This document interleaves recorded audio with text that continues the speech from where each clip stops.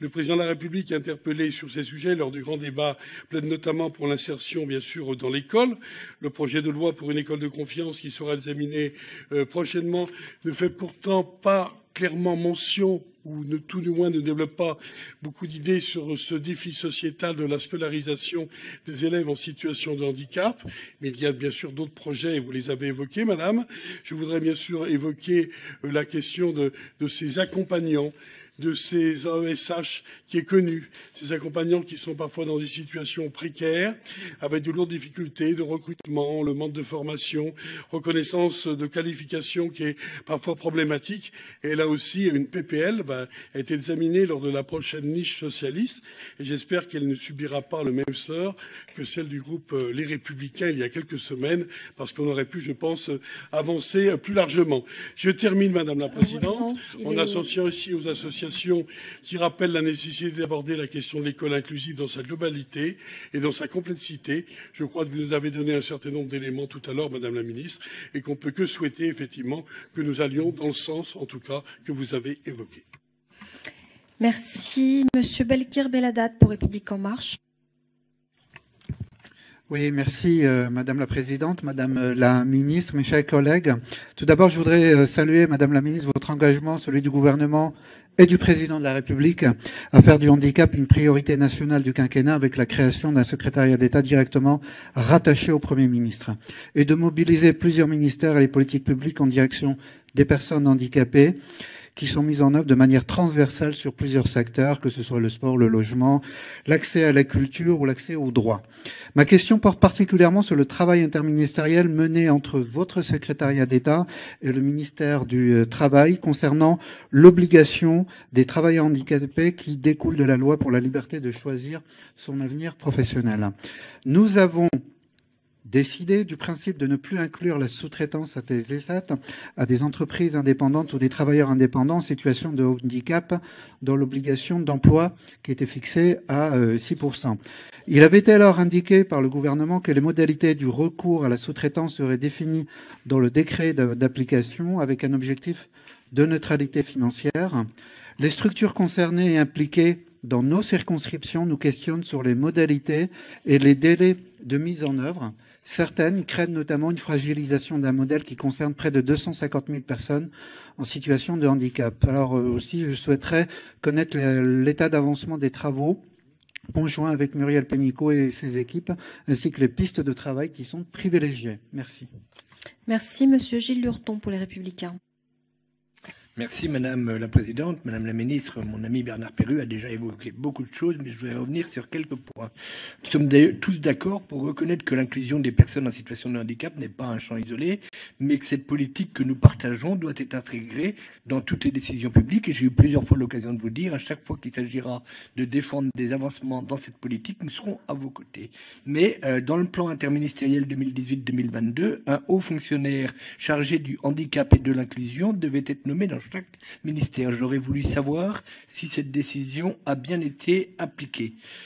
Par ailleurs, alors qu'un projet de loi pour une école de confiance sera prochainement examiné au Parlement, nous ne disposons toujours pas aujourd'hui d'un bilan précis, enfin pas à ma connaissance en tout cas, de la dernière rentrée scolaire en matière de scolarisation des enfants en situation de handicap. Pour ce qui nous concerne, nous sommes conscients que cette inclusion sera longue et c'est la raison pour laquelle nous demandons que le projet de loi en préparation sur une école de confiance fasse explicitement mention des défis sociétaux liés à la scolarisation des enfants en situation de handicap. Ça me semble très important. Mais, Madame la Ministre, l'inclusion, elle ne peut être réussie que si les personnes qui s'occupent des personnes en situation de handicap se trouvent bien dans leur métier ou dans le rôle qu'elles jouent auprès des personnes qui ont besoin d'elles. Or, aujourd'hui, nous manquons toujours d'accompagnateurs des élèves en situation de handicap dans les écoles, ce qui empêche la scolarisation de certains. Pouvez-vous nous donner des précisions sur les évolutions d'effectifs d'AESH? Avons-nous avancé sur la reconnaissance de ces personnes et de leur statut? À ce jour, il semble qu'elles aient vu leur salaire diminuer du fait d'absence de compensation de l'augmentation de la contribution sociale généralisée. Ce sont des agents publics, donc cette contribution n'a pas été compensée. Et j'avais cru comprendre qu'au mois de janvier de cette année, elle aurait dû être compensée. Alors peut-être que je me trompe, hein, mais c'est ce que j'avais compris. Est-ce que cela a été fait? Pouvez-vous enfin annoncer qu'elles pourront enfin bénéficier d'une grille salariale et d'un véritable statut? Enfin, j'aurais un dernier point, si j'en ai le temps, oui, sur l'allocation adulte handicapé. Je reconnais les efforts accomplis par le gouvernement. Néanmoins, je maintiens que pour les couples, lier le montant de l'allocation adulte handicapé au revenu du couple constitue une perte d'autonomie pour la personne handicapée. Alors je sais que ce sujet est compliqué financièrement, mais il n'empêche qu'il y a une véritable question qui se pose. Et ma dernière question, elle porte sur les allocations qui ont été retirées. Il semble qu'il... Je vais vous demander de conclure parce que, en Je plus, conclus, sachez que j'ai été sympa parce que le chrono n'avait pas démarré. Donc mais vous je suis à avez 2 été minutes. largement au-dessus. Regardez, je suis à 2 minutes. Mais non, mais Regardez. justement parce que le chrono n'avait pas démarré, figurez-vous. Vous avez gagné au moins. Eh ben, je laisse tomber ma dernière question. Vous avez un avoir, voilà. Madame... Madame de Vaucouleurs pour le MODEM. Merci Madame la Présidente. Madame la Ministre, nous vous remercions avec mes collègues du groupe MODEM de votre présence aujourd'hui dans notre commission pour échanger sur les nombreux dossiers en cours de votre ministère. Vous avez lancé au mois de juillet dernier la démarche Territoire 100% inclusif au sein de plusieurs territoires incubateurs tels que le territoire de Belfort, le département de la Manche ou en Gironde. Cette expérimentation semble, dans son intention, extrêmement intéressante. On sait la nécessité de penser les politiques sur le handicap de manière globale et non segmentée, comme cela a été trop fait dans le passé. Une coordination des différents acteurs au sein d'un même... excusez-moi, me paraît en tout cas essentiel, afin d'arriver à notre objectif de société réellement inclusive. À l'école, au travail, dans le logement, dans l'espace public, l'inclusion se joue sur tous les terrains de la vie. Quelles sont vos premières remontées, Madame la Ministre, du terrain, 6 mois après le lancement de cette démarche dans le territoire de Belfort? Notez-vous une réticence de certains acteurs en particulier? Pensez-vous que cette démarche puisse être étendue à d'autres territoires volontaires? Je vous remercie. Merci. Madame Gisèle Biémouret pour les socialistes apparentés. Oui, merci Madame la Présidente. Madame la Ministre, vous ne serez pas étonnée que nous n'ayons pas la même lecture que vous sur les politiques mises en place par votre gouvernement. Ainsi, vous augmentez la hache, mais supprimez le complément de ressources, désindexez les allocations, vous mettez à mal le principe de l'accessibilité universelle que nous avons toujours défendu en faisant passer de 100% à 20% la part des logements devant être accessibles dans les immeubles neufs. Nous avons été aussi surpris, le handicap comme la grande précarité sont les grands absents de la lettre aux Français du président de la République et les grands perdants des mesures sociales que vous avez prises en décembre. Une injustice ressentie également qui pénalisera par exemple les pensionnés d'invalidité exerçant une activité professionnelle qui ne pourront pas profiter de la revalorisation de la prime d'activité puisque vous l'avez supprimée. Ce décalage entre les annonces et la réalité des décisions s'incarne dans l'école inclusive que vous défendez. Demain sera présentée par notre groupe devant la Commission des affaires culturelles une proposition de loi pour une école vraiment inclusive, proposant un certain nombre de mesures pragmatiques pour améliorer, entre autres, la bientraitance par l'école des élèves en situation de handicap, le statut et la formation des AESH, la formation des enseignants. Je vous signale, Madame la Ministre, que réellement, toutes les personnes qui ont en charge les associations et les parents de personnes handicapées ont été très choqués de voir que dans ce projet de loi pour l'école de la confiance, il ne comportait aucune mesure relative à l'inclusion scolaire des élèves en situation de handicap. Donc moi j'ai 2 questions. La première, quelle suite comptez-vous donner à la PPL que nous présenterons en commission demain et le jeudi 31 dans l'hémicycle? Et ensuite, il y a eu une annonce du ministre de l'Éducation nationale, Monsieur Blanquer, concernant les AESH qui seraient jumelés avec les activités périscolaires. faire. Est-ce que vous pouvez nous en dire plus? Merci Madame Firmin Lebaudot pour l'UAI. Merci Madame la Présidente. Madame la Ministre, merci de votre présentation. Les chantiers étaient nombreux, vous les avez ouverts. Moi, en tant qu'ancienne présidente de MDPH, je voudrais me féliciter de l'effort fait réel et important de la simplification des demandes. La facilitation et la confiance sont deux mots très importants lorsqu'un parent vient dans une MDPH pour faire le dossier, tout d'abord pour son enfant, et puis après, lorsque l'enfant grandit et qu'il est adulte. Donner des droits à vie pour les personnes handicapées à plus de 80%, c'est juste quelque chose qui va leur faciliter grandement leur vie. Les systèmes d'informatisation qui n'étaient pas communs, et il était anormal qu'en 2018 et maintenant en 2019, nous ne pouvions pas, en France, disposer de statistiques qui nous permettent de savoir où étaient les places disponibles. C'est pas encore tout à fait le cas, mais ça ne devrait pas tarder, et c'est quand même juste quelque chose qui, là aussi, va faciliter la vie des institutions et des parents qui recherchent des places dans les institutions. Enfin, vous avez parlé de l'accès à l'emploi. L'emploi direct est quelque chose d'important, mais deux de mes collègues se sont déjà fait l'écho de l'inquiétude des directeurs d'ESAT. Je crois qu'il faut les rassurer sur la loi du 5 septembre 2018 qui abroge la possibilité de pouvoir, jusqu'à présent, les donneurs d'ouvrage pouvaient s'acquitter de leur obligation d'emploi à hauteur de 50% maximum, en confiant notamment des prestations de services et la sous-traitance au secteur du travail protégé et adapté. Cette loi abroge cette possibilité et vraiment les directeurs d'ESAT sont très inquiets puisque nous avons été plusieurs à être contactés par eux pour pouvoir vous interpeller. Donc je crois qu'il est temps de les rassurer sur cette mesure. Voilà ce que je souhaitais vous dire, Madame la Ministre. Merci. Madame Caroline Fiat pour France Insoumise. Merci Madame la Présidente. Madame la Ministre, environ 500 000 personnes handicapées sont actuellement au chômage. Leur taux de chômage est environ le double de celui des personnes dites valides. S'il faut à tout prix favoriser l'emploi des travailleurs handicapés en milieu ordinaire, force est de constater que de nombreuses personnes handicapées sont mieux en milieu adapté et protégé. Ils y trouvent pour la grande majorité d'entre eux un milieu protecteur et rassurant. Seulement un travailleur handicapé sur 10 travaille en milieu ordinaire. Les ESAT et les EA sont donc des structures indispensables dont on ne saurait se passer. Mais la fin de la prise en compte à partir de 2020 des contrats passés avec ces structures dans le calcul des 6% des personnes handicapées inquiète fortement le milieu. Vous nous promettez 100 000 emplois supplémentaires d'ici 2022, donc 40 000 dans ces entreprises. Mais si les entreprises et collectivités ne sont plus incitées à faire appel à ces ESA-TEA, comment croire en un tel objectif ? Les effets sur des dizaines de milliers de personnes handicapées pourraient être désastreux. Je sais que les décrets d'application sont en cours de rédaction. Qu'allez-vous faire pour que ces structures puissent être maintenues ? On ne parle que très rarement du vieillissement de ces personnes âgées en ESAT qui parfois quittent leur foyer le jour de leur 60e anniversaire pour atterrir en EHPAD où la moyenne d'âge est de 87 ans.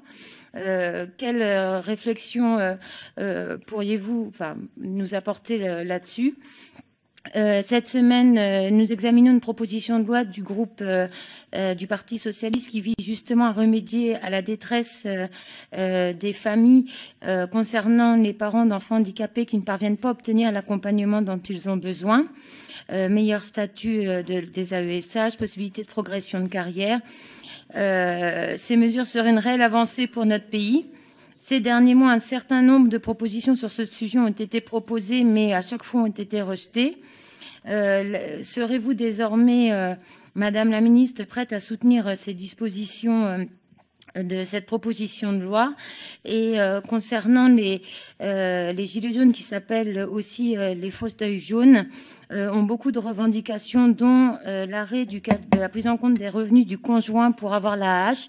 Et je souhaitais savoir quelle avait été aussi votre réaction, Madame la Ministre, devant les images de personnes handicapées en fauteuil roulant qui sont vues les pneus dégonflés lors des mobilisations pour être maintenues. S'il vous plaît. Monsieur Pierre Daréville, pour le groupe GDR, je vais vous demander à toutes et tous de bien vouloir respecter les 2 minutes parce que là, aujourd'hui, tout le monde dépasse largement et ça peut pas durer. Il y a beaucoup, je parle pas des 5 minutes, je parle pour les autres. Si tout le monde veut poser sa question et dans des temps raisonnables, je pense qu'il faut quand même que chacun s'astreigne à faire en moins de 2 minutes ou en maximum 2 minutes.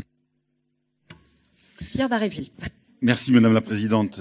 En 2017, la rapporteure spéciale de l'ONU dénonçait, signalait de nombreux manquements pour les personnes en situation de handicap dans notre pays. Donc nous sommes face à un chantier important, majeur, avec de multiples questions qui sont posées.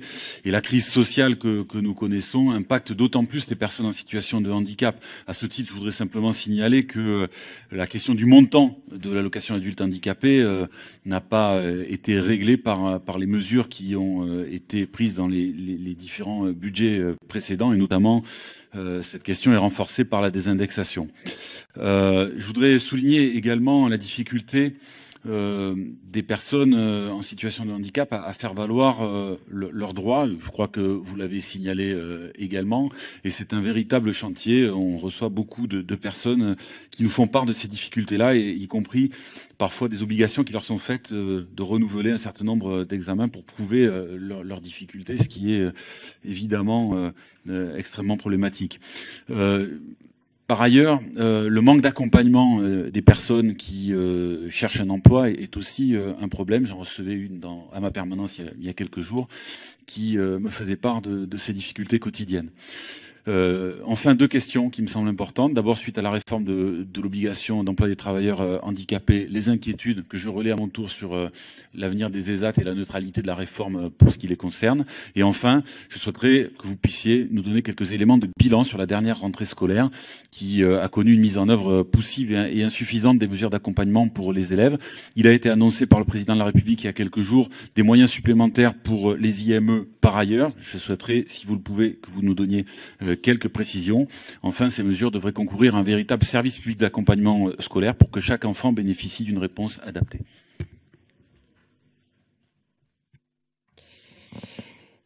Bien. Nous allons passer directement aux questions pour que Madame Cluzel puisse répondre globalement en groupant celles qui sont thématiquement très ressemblantes. Voilà, donc Fadila Khattabi pour République En Marche. Merci Madame la Présidente, Madame la Ministre. Mon intervention porte sur un sujet dont on parle peu, mais ô combien très alarmant.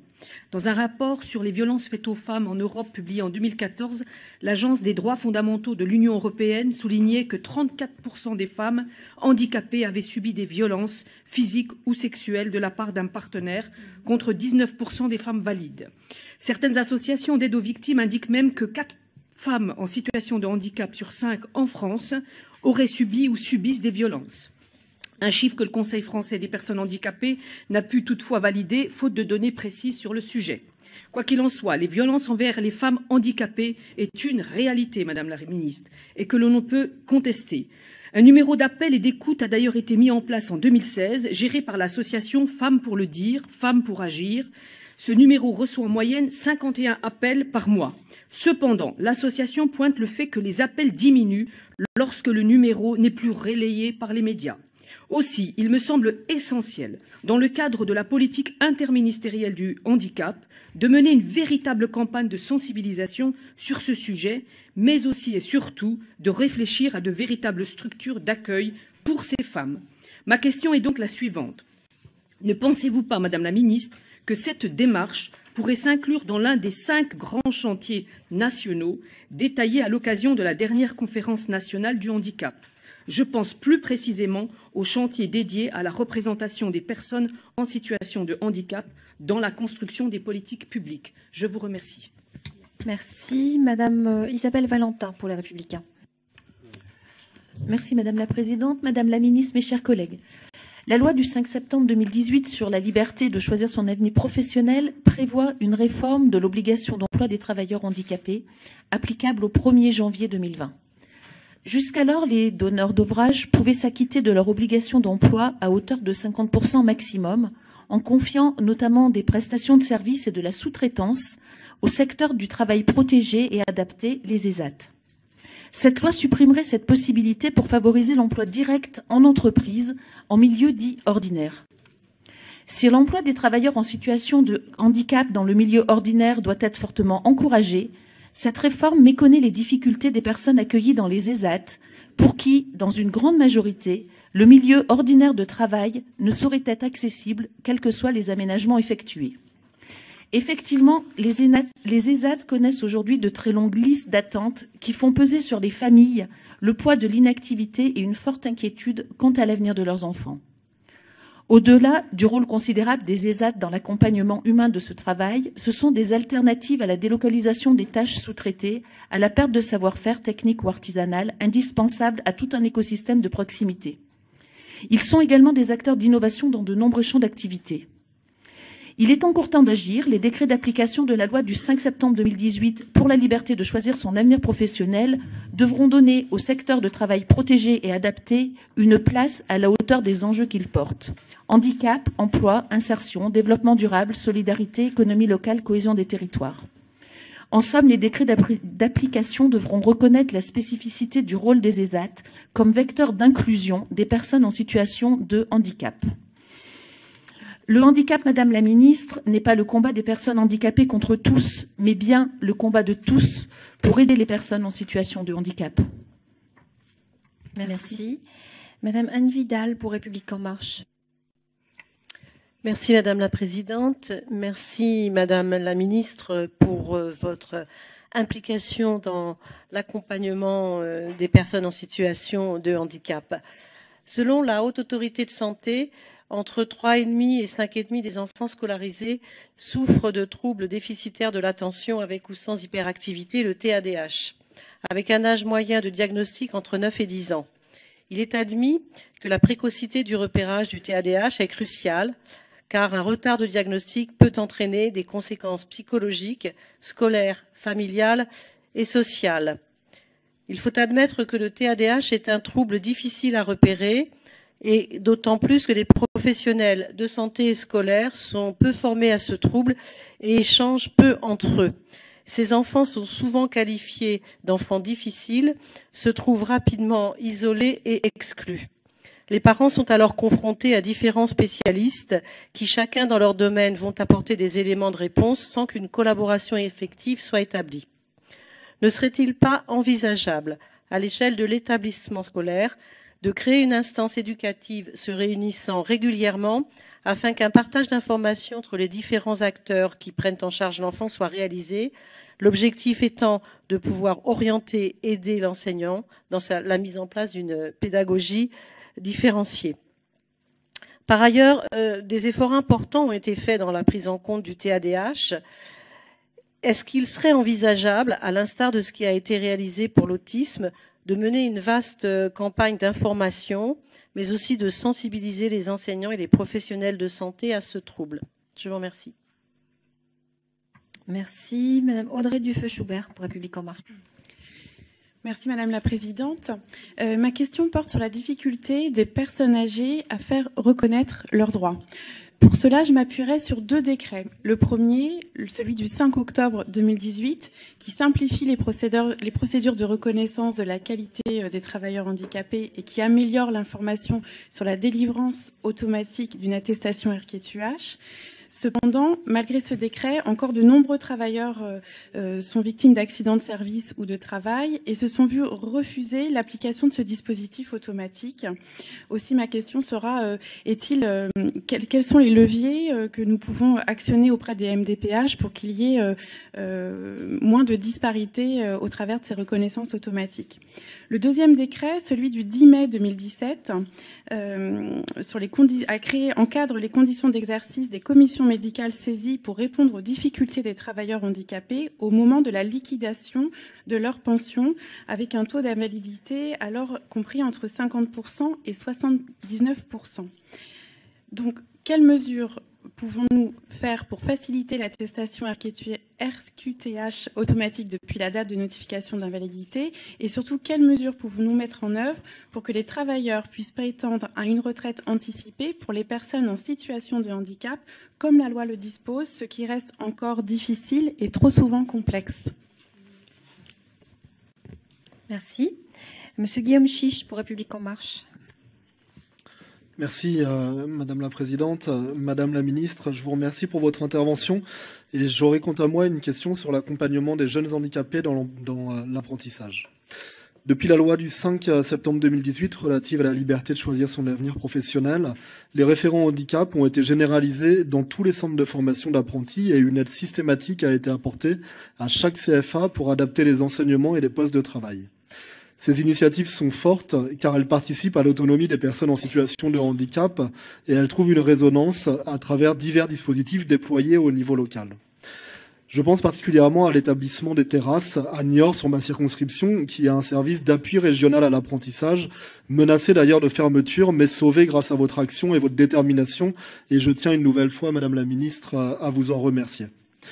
Cet établissement anime 2 dispositifs. Une plateforme préparatoire à l'apprentissage, destinée à l'insertion en milieu ordinaire d'adolescents, jeunes adultes, reconnus, travailleurs handicapés, et une cellule d'appui destinée à l'accompagnement des apprentis reconnus travailleurs handicapés.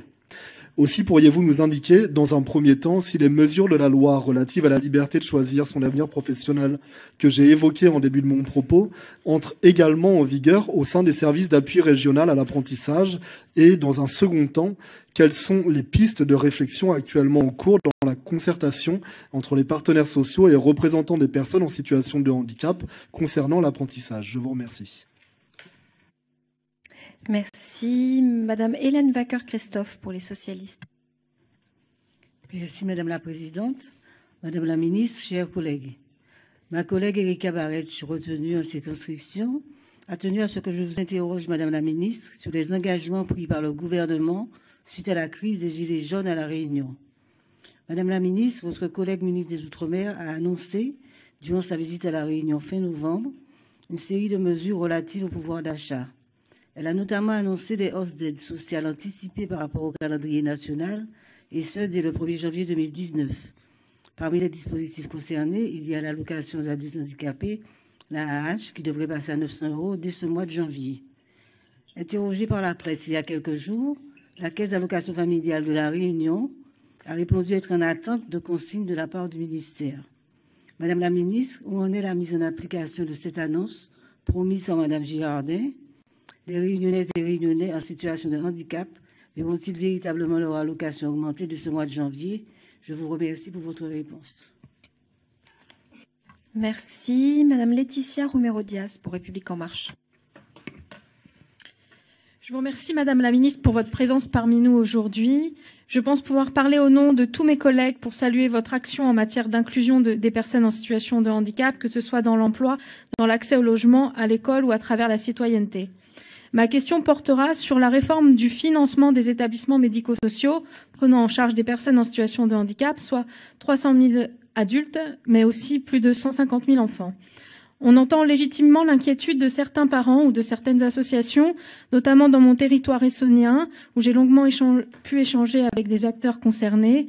Des incompréhensions existent ici ou là sur le devenir de ces établissements et des contre-vérités circulent, ce qui alimente la peur des familles. Certains vont jusqu'à dire que l'État veut fermer les IME, laissant ainsi de nombreuses familles sans solution. C'est évidemment faux. L'objectif est au contraire de tendre vers la fluidité des parcours d'accompagnement, vers plus de souplesse et de simplicité des modes de financement des établissements et services médico-sociaux. Aussi, Madame la Ministre, pourriez-vous rassurer les familles, les professionnels et mettre fin aux informations inexactes et anxiogènes qui circulent, en nous précisant les objectifs de votre ministère sur la réforme du financement appelée Séraphin PH? Pouvez-vous rassurer sur le fait qu'il s'agit bien d'une recherche de mieux et non de moins? Comment cela devrait-il permettre de mieux prendre en compte les besoins des personnes et faciliter leur parcours? Je vous remercie. Merci. Madame Justine Bénin pour le MODEM. Merci Madame la Présidente, Madame la Ministre. Une société accessible à nos populations en situation de handicap, dites-vous. À cela, je salue votre implication, votre engagement pour ce travail ô combien important que vous venez d'effectuer. Vous avez souhaité la mise en place de la carte mobilité. Vous avez souhaité la mise en place de la carte mobilité et inclusion, la revalorisation de l'AH, la simplification du fonctionnement des MDPH afin d'améliorer les délais de réponse, facilitation et confiance. Et je puis vous dire que nos populations en situation de handicap en avaient bien besoin. Ma question porte donc sur 3 points. Le premier point, quel accompagnement pour les centres de reclassement professionnel, surtout en Outre-mer, et les ESAT qui s'interrogent lourdement. Deuxième point, sur l'autisme, vous précisez une véritable stratégie. Et là encore, je vous en félicite. Et vous dites bien que les ARS sont pleinement mobilisés. Qu'en est-il donc de ces prises en charge précoces, non prises en charge par la Sécu en Outre-mer? Parce que nous avons beaucoup d'associations, et je les reçois à ma permanence, qui s'inquiètent pour justement l'accompagnement en ergo de leurs enfants. Et enfin, dernière question, pour nos enfants scolarisés, pourquoi un tel parcours du combattant pour la recherche d'AVS et pour beaucoup non scolarisés, faute de préparation dans les collèges ou dans les écoles primaires? Que proposez-vous avec la CNH? Merci. Merci. Monsieur Thierry Michels pour République En Marche. Merci Madame la Présidente. Vous l'avez rappelé, Madame la Ministre, un objectif clé de la Conférence nationale du handicap est la question de la représentativité et de la participation des personnes handicapées à la co-construction des politiques publiques. Et elle a été mise au premier plan, c'est absolument essentiel. Et ce sujet, vous l'avez rappelé également, sera traité dans le cadre de la mission gouvernementale que vous avez confiée à Madame Karine Radian, personnalité qualifiée du CNCPH, et moi-même. La question du handicap est par nature universelle. La protection des personnes atteintes d'un handicap est consacrée par plusieurs traités internationaux. Elle est même souvent le but de certaines organisations internationales. Notre pays, par exemple, a ratifié la Convention internationale des Nations Unies relative aux droits des personnes handicapées et a engagé un suivi de son application. D'où ma question, Madame la Ministre, comment, par le biais de ces accords internationaux et de ces consultations, allez-vous nourrir des politiques du handicap d'États exemplaires en la matière? Je pense notamment à certains de nos voisins européens, comme l'Italie et le Portugal, qui ont travaillé sur de formidables avancées en matière d'accessibilité. Catlina de Vandas-Aguilar, rapporteure spéciale pour l'ONU sur les politiques du handicap, rendra ses conclusions d'ici quelques semaines en se basant notamment sur le bilan de l'application de la Convention internationale des Nations Unies relative aux droits des personnes handicapées. Madame la Ministre, pourriez-vous nous préciser comment votre action s'inspire des meilleurs exemples internationaux, en particulier sur le sujet de la représentativité des personnes handicapées? Je vous remercie. Merci. Madame Monique Iborra pour République En Marche. Oui, merci Madame la Présidente. Je voudrais revenir, Madame la Ministre, sur le problème des AVS et la prise en charge des enfants handicapés dans les écoles. C'est vrai, le nombre, vous l'avez dit, et ça peut être vérifié, le nombre d'AVS a augmenté. Néanmoins, restent vraiment des problèmes d'opérationnalité que je m'étais permis de vous signaler lorsque nous vous avons auditionné la première fois.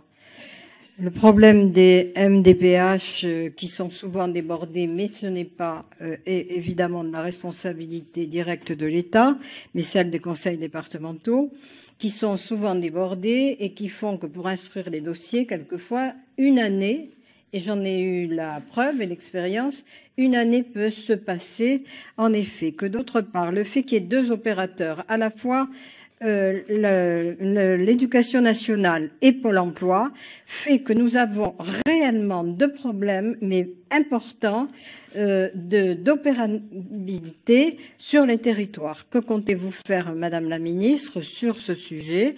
Parce que ça pose réellement un souci et nous sommes, qualité de député, en tout cas personnellement, sollicité à chaque rentrée scolaire. Merci. Monsieur Julien Dive pour les Républicains. Merci Madame la Présidente. Madame la Ministre, j'ai été attentif à votre propos lorsque vous avez évoqué tout à l'heure le taux de conversion en contrat aidé en contrat de professionnalisation avec un taux important d'AESH qui serait supérieur visiblement, d'après vos propos, aux AVS. Il en rien n'empêche qu'il réside toujours une grande anomalie encore sur le terrain. Hier encore, je recevais une maman qui m'expliquait que sa fille, Cléa, qui est en CP, qui est autiste, donc en CP en milieu ordinaire, l'AVS qui lui est confié, cet AVS, son contrat, qui est un contrat aidé, se termine au mois d'avril. Alors l'année scolaire, comme vous le savez, se termine au mois de juin. Et pour des parents comme cela, c'est un grand désemparement. Ils viennent voir les parlementaires, ils essaient d'alerter l'ensemble des élus locaux pour justement assurer un vrai suivi. Là, je compte sur vous, Madame la Ministre, pour aussi faire passer le message à votre collègue du ministère de l'Éducation nationale, parce qu'il en va aussi de l'information descendante vers les DAZEN. Le deuxième sujet sur lequel je souhaitais vous interpeller, Madame la Ministre, c'est sur les travaux que vous pouvez mener dans la prise en charge et l'accompagnement des DIS et des multidis, dyslexie, dyspraxie, dysorthographie, dyscalculie, etc. Il y a là aussi un vrai retard. Les parents doivent attendre longuement pour pouvoir rencontrer un spécialiste pour accompagner l'enfant, spécialistes pour lesquels parfois il n'y a que l'orthophoniste qui est remboursé. Alors il existe bien entendu des professionnels gratuits à la MDPH, mais là aussi la liste est très longue. Là il y a encore un grand effort à apporter. Et puis je terminerai par dire que j'ai entendu le message qui était le vôtre tout à l'heure sur les bonnes pratiques territoriales. Eh bien, sachez que justement, dans le cas de l'accompagnement des familles sur les 10 à Saint-Quentin dans l'Aisne, nous allons mettre en place à la rentrée prochaine au mois de septembre, justement un pôle territorial pour accompagner les parents. C'est avec grand plaisir que nous y accueillerons pour là aussi vous démontrer les bonnes pratiques du terrain. Merci, monsieur. Monsieur Marc Delatte pour République En Marche. Oui, merci Madame la Présidente. Madame la Ministre, la France jouit de la 2e espérance de vie au monde. La France vieillit, pas toujours en bonne santé, et les personnes handicapées n'y échappent pas. Vieillissement et handicap, ce n'est pas 1+1, mais cela a un effet décuplant sur le degré de dépendance, aggravant le repli social, d'autant qu'à un âge avancé, les personnes handicapées sont souvent isolées et ont souvent le plus d'incapacités. Or, l'autonomie de la personne est partie intégrante du mieux vivre et il n'y a pas d'autonomie sans altérité, sans solidarité et sans responsabilité. Notre société connaît de profondes mutations et ce monde nouveau qu'il s'agit de penser et pas seulement de normer connaît dans le domaine de l'intelligence artificielle, en particulier dans le domaine de la robotique et de la domotique, de grandes innovations technologiques favorisant indéniablement ce mieux vivre tant dans le domaine du handicap moteur que mental. Si les établissements accueillant les personnes handicapées sont de mieux en mieux dotés en ce domaine, l'accessibilité à ces technologies à titre individuel nécessite encore d'être soutenue et accompagnée, d'où l'intérêt d'un travail en équipe centré sur la personne pour évaluer et réévaluer les besoins spécifiques de ces personnes handicapées. Cet enjeu de l'autonomie et du progrès accessible à tous est pour nous tous un défi qu'il nous faut relever.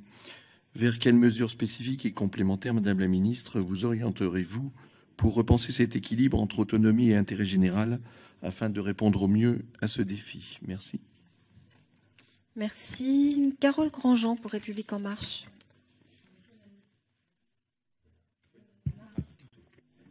Pardon, merci Madame la Présidente. Madame la Ministre, lors des discussions sur la loi du 23 novembre 2018 portant évolution du logement, de l'aménagement et du numérique, dite loi Élan, vous étiez engagé à revenir début 2019 avec une nouvelle réglementation en matière d'accessibilité universelle. Dans un projet de décret soumis au vote ce vendredi 18 janvier 2019 au Conseil national consultatif des personnes handicapées, et adoptée à l'unanimité, la réglementation évoluera pour les immeubles neufs. Ainsi, dès que les logements collectifs comporteront au moins 3 étages, ils auront l'obligation de se doter d'un ascenseur. Cette promesse du gouvernement répond justement aux attentes des associations, favorise l'habitat inclusif et aura un impact significatif sur l'offre, notamment dans le logement social. Comme il a été rappelé, 100% des logements sont dès lors visitables et accessibles des parties communes de l'immeuble jusqu'au séjour et au sanitaire de l'appartement. Madame la Ministre, pourriez-vous nous en dire plus concrètement sur ce décret, notamment sur son effectivité et sur les modalités de mise en place? Je vous remercie. Merci. Monsieur Cyril Isaac-Sibyl pour le MoDem. Merci Madame la Présidente.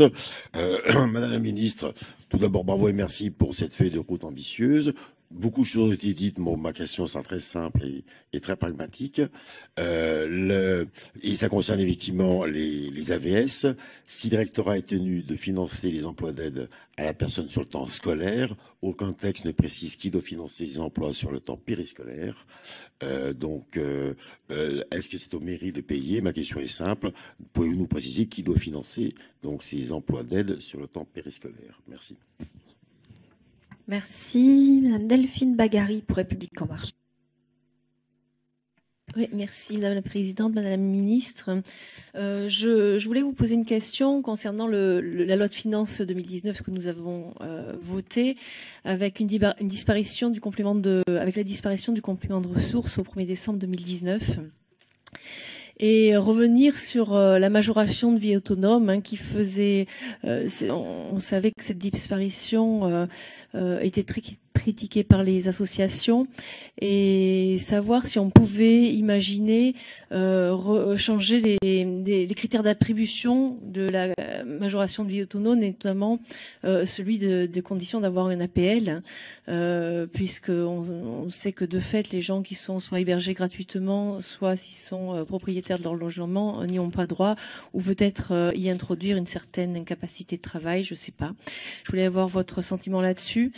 Et une remarque concernant le duodé que je voulais partager avec vous, parce que je me suis entretenue avec un sociologue chercheur qui lui-même est en situation de handicap, et il me faisait part de ses réserves